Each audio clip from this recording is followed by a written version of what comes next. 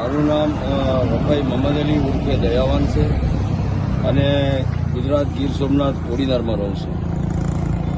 અને 1986માં આ મેં નિર્ધારિત કરેલું કે જ્યારે જાઉં ત્યારે હું ચાલીને હજ કરવા જઈશ. એમ તો હું શિપમાં જતો હતો એટલે એડન સુધી પણ જઈ આવ્યો છું, ફ્રીમાં પણ જઈ શકું.